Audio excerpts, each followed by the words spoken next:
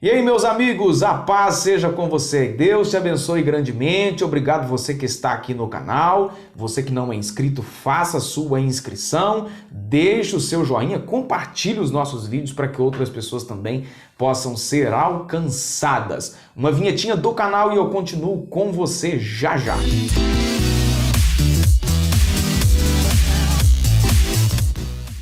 E aí, pessoal, eu quero deixar aqui mais uma vez o link na descrição do vídeo da amostra da revista Ensinar, uma outra opção para a escola bíblica dominical, estudos bíblicos, estudos em célula, devocionais na sua casa, cultos domésticos. Tá aqui na descrição do vídeo uma amostra da primeira lição para você conhecer. E eu continuo aqui com os meus pitacos nas lições bíblicas da CPAD. Hoje é a lição de número 7, o ministério de Eliseu. Texto áudio da lição, 2 Reis, capítulo 3, versículo 11. Vamos lá conferir o que diz a Bíblia. E disse Josafá: não há aqui algum profeta do Senhor para que consultemos ao Senhor por ele? Então respondeu um dos servos do rei de Israel e disse: aqui está Eliseu, filho de Safate, que deitava água sobre as mãos de Elias. A verdade prática da lição diz que Deus usou e ainda usa seus servos para realizar milagres. Basta ter fé, confiança em Deus, que ele continua operando milagres, operando maravilhas. A lição de hoje tem um objetivo, que é destacar alguns dos milagres do profeta de Eliseu como confirmação do seu ministério profético. O ministério do profeta Eliseu foi marcado por acontecimentos extraordinários, muitos milagres, muitos atos de coragem, de ousadia do profeta Eliseu, e nós queremos na lição de hoje fazer uma abordagem aqui sobre 3 desses milagres extraordinários realizados pelo profeta Eliseu. O milagre das águas que alagaram o vale sem que houvesse chuva, a multiplicação do azeite da viúva e também o fim da morte, a aniquilação da morte presente na panela de ensopado que estava sendo servido pelos discípulos do profeta Eliseu. Nós vamos então por parte. O primeiro sobre o alagamento no vale. Aconteceu um episódio interessante que no período em que o reino estava dividido, houve uma alternância de reis bons e maus. Vale a pena dizer que a característica de bom ou de mau não era determinada exatamente pelo tipo de governo que ele exercia, se o governo foi bom, se o governo foi mau no sentido político. A gente sabe que na história de Israel, a questão política da nação estava totalmente ligada às questões espirituais, não é? A interferência do rei na questão religiosa é que determinava aí se o povo servia ao Senhor, se não servia. Não havia separação entre a função, as atribuições das funções políticas e funções religiosas. Era tudo misturado, tudo junto, de maneira que se o rei servisse ao Senhor, a nação então serviria ao Senhor. Se o rei virasse as costas para Deus, então a nação também virava as costas para Deus. E isso é que determinava se o rei era bom ou mau. Se ele servisse ao Senhor, era bom. Se ele virasse as costas para Deus, ele era o rei mau. Era exatamente isso. Aconteceu o seguinte, que Jorão, rei de Israel, mau como seu pai Acabe, foi reprovado pelo Senhor.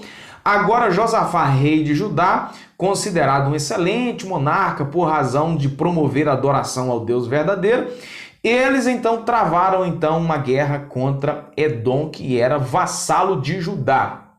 O que motivou a guerra foi a rebelião dos moabitas, que à época pagavam pesados impostos ao rei de Israel. Em respeito a Josafá, Eliseu, cheio então de autoridade, profetizou que as águas em abundância alagaria milagrosamente toda a região, sem a ação de vento, sem a ação de chuva e outras coisas, né? O Senhor não apenas realizou o milagre, mas promoveu então a vitória, entregaria então a vitória sobre os moabitas, segundo o livro dos Reis, capítulo 3 e o versículo 18. Isso aqui foi um acontecimento assim extraordinário. Você pensa que falta de chuva, na época de escassez, precisavam de água e de repente as águas começaram então a brotar. O que você precisa guardar desse tópico 1 da lição é que não importa se as pessoas infiéis existirem no meio das fiéis, o Senhor sempre irá intervir a favor daqueles que temem a Deus, né? Jesus fez uma advertência que a gente precisaria aprender a conviver com o joio no meio do trigo, não é verdade? Então a gente sempre vai ter pessoas à nossa volta que não são fiéis, mas Deus continua tendo compromisso com aqueles que são fiéis a Ele. Para o tópico 2 da lição, Eliseu aumenta o azeite da viúva, né? Esse tópico assim, o título aqui não ficou, eu acho que a linguagem utilizada aqui não foi muito legal, porque quem aumentou na verdade não foi Eliseu, né? Foi Deus quem operou um grande milagre, né? A vida das viúvas naquele tempo, a gente sabe que não era algo fácil, era uma questão complicada, porque a mulher, na verdade, ela dependia totalmente do marido, né? A questão da mulher trabalhar fora, nós estamos falando aqui da nossa cultura, é algo totalmente novo. Existem alguns países que ainda mantêm aquela tradição de que a mulher não é valorizada e tudo mais, né? Aconteceu que esta mulher viúva, né, a família devia uma boa quantia em dinheiro, a lei determinava que quem tivesse devendo deveria ser levado alguém da sua casa como escravo para quitar a dívida. Não tinha suprimento, não tinha como pagar, não tinha bens, e essa mulher agora estava em apuros. Além da sua viuvez, corria o risco ainda de perder os seus filhos para serem escravos para a quitação da dívida. A mulher procurou o profeta Eliseu e ela disse ao profeta que tinha em casa só uma pequena vasilha de azeite, não era algo tão insignificante, algo tão comum, tão baratinho, que ela disse para o profeta, olha, não tem nada em casa. O profeta então ordenou a ela que apanhasse vasilhas emprestadas, não poucas vasilhas com a vizinhança, que ela fechasse a porta de casa. Isso aqui foi interessante demais, porque o profeta Eliseu teve uma visão muito legal. Nem todas as pessoas que estão à nossa volta estão preparadas para ver o agir de Deus na nossa vida.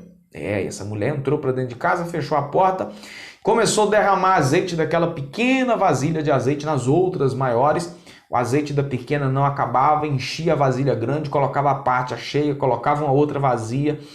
E o texto diz então que todas as vasilhas que estavam antes vazias se encheram.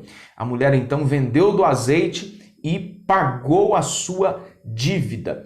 É bom notar aqui que às vezes o milagre de Deus vem na nossa vida a partir daquilo que nós temos, né? O milagre na vida dessa mulher aconteceu assim. Quando Jesus multiplicou pães e peixes, também os pães e os peixes estavam com o garoto, melhor dizendo, lá no meio da multidão. O que você precisa guardar desse tópico 2 da lição é que Deus não necessita de coisas grandiosas para operar milagres. Ele faz a partir das coisas simples. O instrumento do milagre de Deus na sua vida pode ser que esteja na sua mão. Essa frase é legal. Para o terceiro tópico da lição, a morte que havia na panela, aconteceu que os discípulos dos profetas estavam radicados em Betel, Jericó e Gilgal, nessas escolas, né, onde os alunos eram encorajados de maneira melhor a compreender a palavra de Deus, desenvolver um relacionamento melhor com o Senhor. Era um intensivo teológico, né, daquele tempo, e Eliseu era um desses líderes. O texto diz que na escola de Gilgal, Eliseu ordenou então que fizessem um ensopado. Sabe aquele momento da merenda na escola? Exatamente isso aí.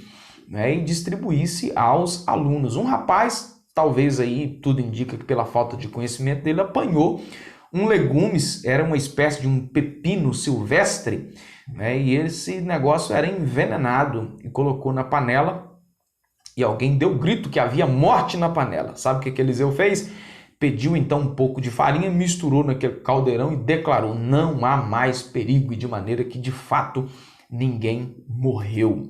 O Senhor não necessita de ninguém para realizar milagres, porém ele sempre espera de nós alguma atitude. É isso que você precisa guardar desse tópico 3 aqui da lição. Deus é soberano para fazer as coisas acontecerem, mas ele opera muitas vezes através de nós e em nós.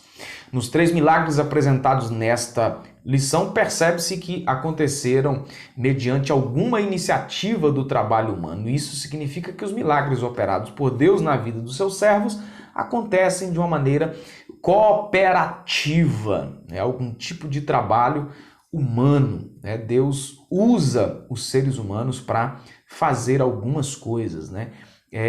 Quando Jesus distribuiu os cestos de pães e peixes para os discípulos, ele disse: olha, serve aí para a turma. E o texto diz que eles serviram e sobraram. Deus quer continuar fazendo coisas desse tipo através de nós e por nós. Basta apenas nós colocarmos a nossa vida à disposição do nosso Mestre para sermos usados de maneira extraordinária. Nós não somos daqueles que acreditam que os milagres eram coisa do passado. Deus ainda opera no presente, tá certo? Deus te abençoe grandemente. Obrigado por você estar aqui no canal. Fique na graça e na paz. Até o nosso próximo vídeo para mais algumas dicas.